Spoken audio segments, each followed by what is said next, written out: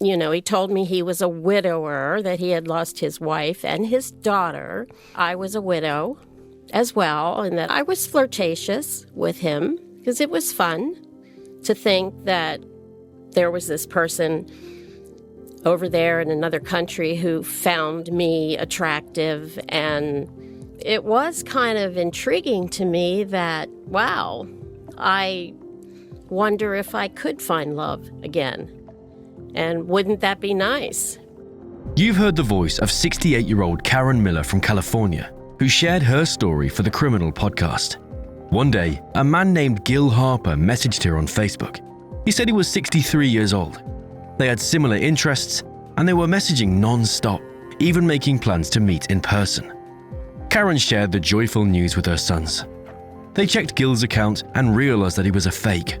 The mother's heart was broken. People create fake virtual identities for a variety of reasons. You may come across a virtual persona on dating sites or freelance sites where scammers can also lurk. Sometimes fake virtual identities are used by online trolls to harass users with impunity without attracting attention. The internet and social media are teeming with fake accounts, and attempts are being made to deal with this. However, the problem is still far from being solved. In 2021, FTC reported that in the past 5 years, people have lost a staggering $1.3 billion to romance scams. In 2021, losses hit a record $547 million for the year.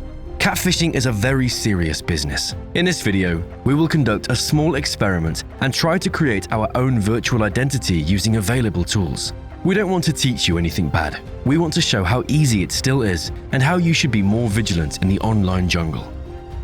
This video was created by Sumsub, the verification platform. We keep cybercriminals out of your wallet, but more about us in a bit. Let's start with a biography. The minimum biographical information is the person's gender, age, name, birth location, and residence.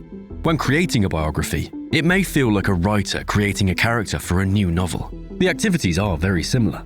If your chosen gender and age are different from your own, you will need to consider some of the perceptions and behaviors of these people. A senior gentleman from Birmingham will have different interests, favorite movies and music, to a young girl from Texas. So we can use someone we know very well, such as a parent or close relative, as a model of behavior and perception for your virtual identity. Many writers use this technique a lot. Let's choose a name. We're not going to choose a rare name. The more common a name, the better. We'll have a chance of remaining incognito. Remember that first and last names can give away a person's origin and nationality. Okay, let's say our character is a 28-year-old woman called Amanda Laurie. Oh no, there's too many. Let's call her Amanda Taylor. It's one of the most common surnames in England. She was born on June the 16th, 1995. As a place of birth and residence, it's best to choose one that is familiar to us, or we'll need to study the city or area using publications on the internet and Google Maps. In any case, it's better to choose a large metropolitan area. In smaller towns, people often know each other, and there's a better chance of meeting mutual acquaintances. Let's say Amanda was born and living in London, in the borough of Barnet, located in the northern part of the city. Remember, the location of your virtual identity determines its time zone. When will your character be active on the internet? The character's activity and sleep times should coincide with the local time where she or he lives, at least as far as day and night are concerned. Now let's choose the occupation. We avoid using organizations where it's easy for others to check whether a person works there. Our Amanda is a freelance graphic designer who works independently. This occupation offers flexibility, creativity, and allows your virtual character to work on various projects. Let's think whether our character has a family or relatives. We'll make Amanda the only child of a mother who has been long divorced from her husband. She is not married. Now we need to think about interests and hobbies. As a designer, Amanda has a passion for design, visual arts, fashion, and creativity. Freelancing gives her the freedom to work on different projects, collaborate with different people, and showcase her artistic skills. It can offer a good work-life balance and the potential for personal growth. As a freelancer, she can work from home, shared workspaces, or even coffee shops. This allows her to focus more on her personal journey, relationships, and the challenges in her life rather than her career. The more detailed our character's biography, the more real she or he will be. To make our job easier, we can use various fake persona generators that will randomly select biography and hobbies for your character. What a useful instrument. Cool Generator creates detailed interests and hobbies for virtual identity. We can pick up character traits from there if we want to imitate another person in our posts and communications. To create a fake address, we can use fakexy.com web service. However, don't get carried away with automatic generators, as the biographical facts they produce may contradict each other. It's much better to do it manually, even if it takes longer. The main thing is not to forget all of this. It will come in handy later. If we surf the internet from a computer or laptop, our privacy may be at risk. You know it already. Every computer has characteristics by which it can be identified on the network. MAC address, video card type, operating system version, screen resolution.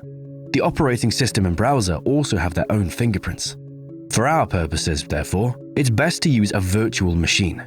The free Oracle VirtualBox is suitable. Install a clean copy of the operating system on this virtual machine. Do not register the OS with your existing account linked to your email. Create a new one.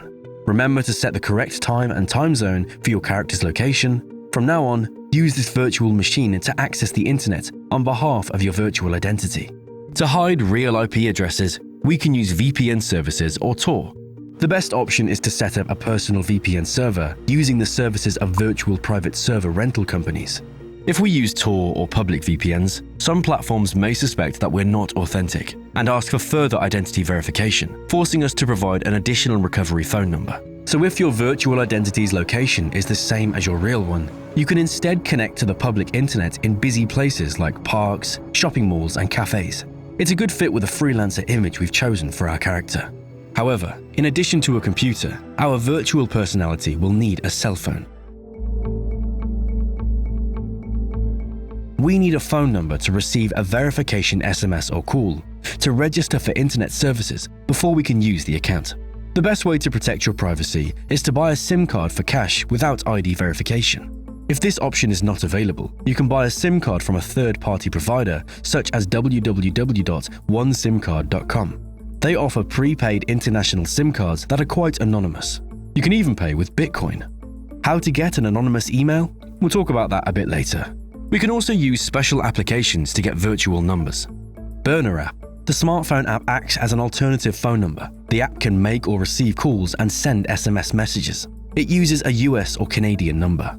CoverMe app works like Burner, offers a virtual phone number, but claims to secure your messages so that CoverMe staff cannot read them. Hushed app works like Burner, but offers international numbers and calls. Not all numbers offer the same features, but most of them have SMS and voice calling as options. Avoid using the same phone for both your everyday SIM card and your virtual identity SIM. Every mobile phone comes with an IMEI number, which can be thought of as your phone's serial number. Mobile operators track IMEI numbers. It's better to buy a used mobile phone for our virtual identity SIM card or get a cheap new phone. Also avoid using dual SIM phones. Firstly, mobile operators will track both your SIM cards in the same place. Secondly, the applications installed on your smartphone will give you away.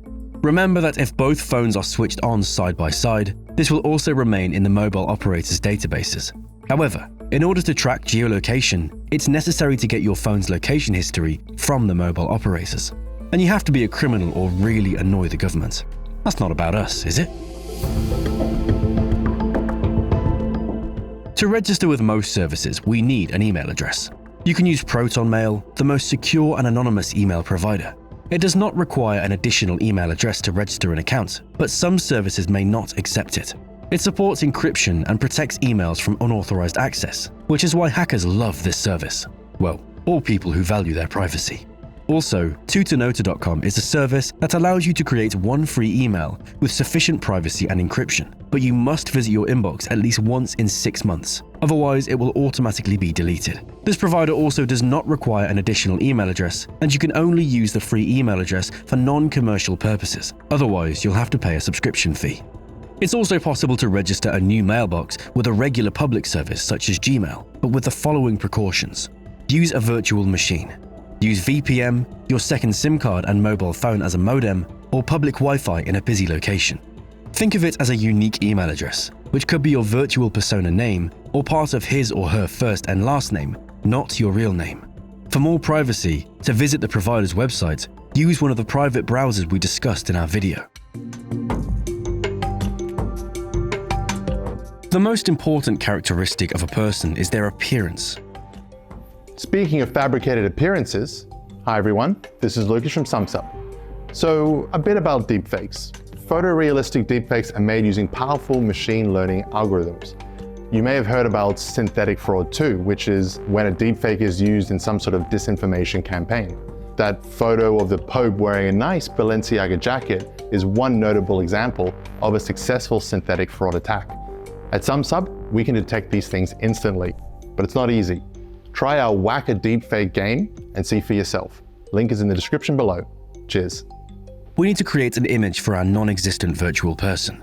To do this, we can use the website thispersondoesnotexist.com, which uses neural networks to create portraits of non-existent people. Here we can choose a single portrait of a person who matches gender and age for our virtual identity. Here are some other similar websites we can use: boredhumans.com/faces, unrealperson.com, whichfacesreal.com.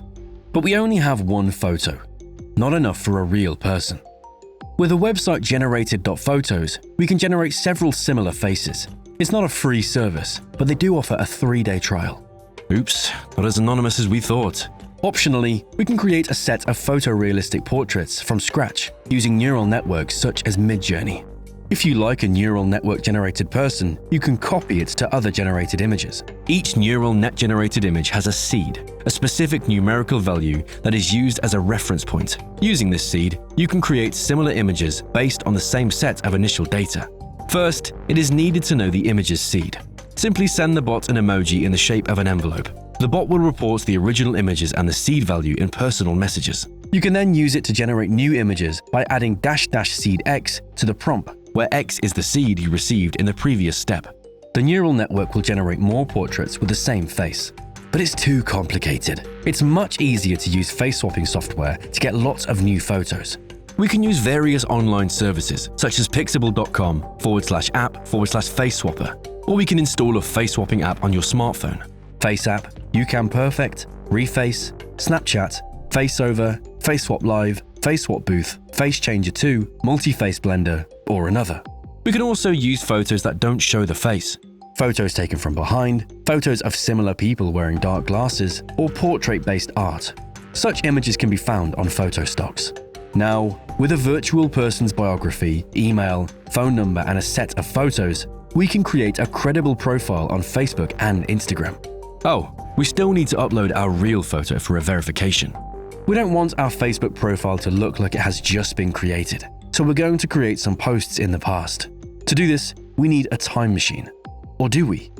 Under What's on Your Mind, Amanda, we create a new post. Click on the publicity button at the top, and under Who Can See Your Post, select Only Me. Once the post is created, click on the 3 dots at the right top and select Edit Date. Enter a date from the past in the calendar. Make several of these posts. Now we have information in the feed for several years.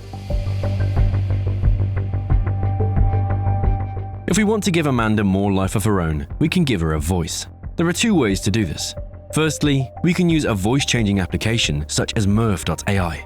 We record a voice message and run it through the program, which changes the voice. Don't forget to write down all the settings so that the voice doesn't change next time. Secondly, we can use artificial intelligence, which voices the text we enter in different voices. For example, Bark. This service is so versatile that it can add coughs, pauses, and other things to make the voice really come alive.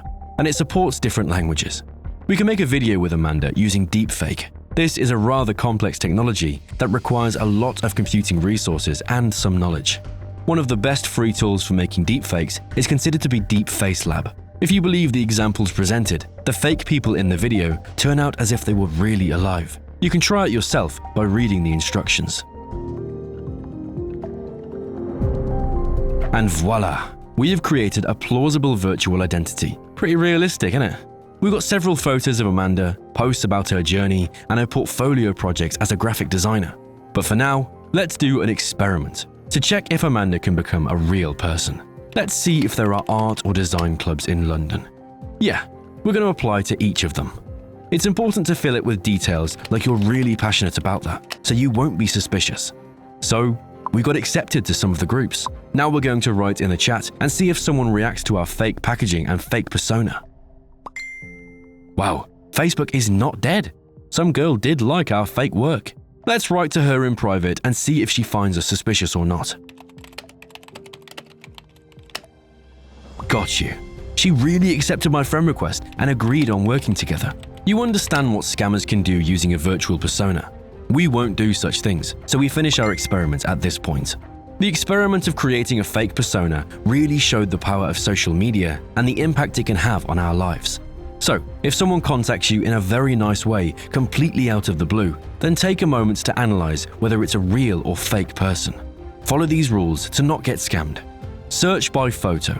Many scammers use photos of real people or stock photos, and these can be found on search engines using the Search by Photo feature. Search the public data by email address, last name, first name, and city.